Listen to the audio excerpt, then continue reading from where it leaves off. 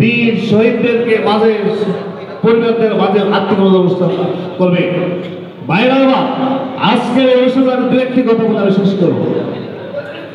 2013 সালে আমি যখন ঢাকা থেকে চরপেশনে আসি, আমার প্রাণ প্রিয় নেতা রাজনৈতিক আলম ভাই সহ আমার সদ্য সেক্রেটারি জনাব বলতে আমাকে বিএনপি আইন বিষয়ক সম্পাদক, উপজেলা বিএনপি আইন সম্পাদকের চিঠি দেন।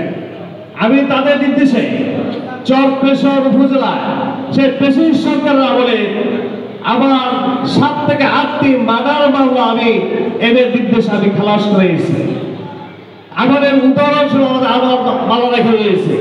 তাকে পেশির সরকার চেয়েছিল যাবজ্জীবন কারাদণ্ড তার ফ্যামিলিকে, আমরা সে মামলায় খালাস করেছি।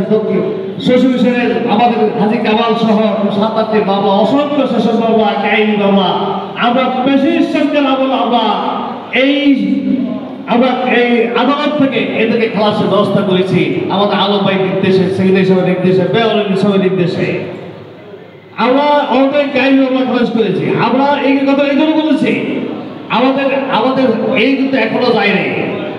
আমরা এখন দেখতেছি কিছু কিছু অতিথি পার্টি এখন আমাদের মাঝে এসে বলে আমরা এই বিরোধী চাই। আপনাদের কাছে আমার জিজ্ঞাসা 17 বছর কোথায় ছিলেন, কোথায় আছেন আপনারা? আজকে হঠাৎ করে দু একটা ব্যানার দেখতে পাই বাংলাদেশ সুপ্রিম কোর্টের অ্যাডভোকেট এমপি হতে চায়। জিজ্ঞাসা করতে, ভাইয়া আপনি দেশের জন্য কি কাজ করেছেন? ভাইয়া আমার রাজনীতি আমার 35টি বছর এদেশে আন্দোলন সংগ্রাম করেছে, 35টি বছর এদেশের বাগান সৃষ্টি করেছে। এই বাগান অন্য কেউ ভুল নিয়ে যাবে এটা হতে পারে না। আমরা আমাদের সকল প্রচেষ্টা দিয়ে রাজনীতি আলমকে আগামী আমরা এমপি করবো।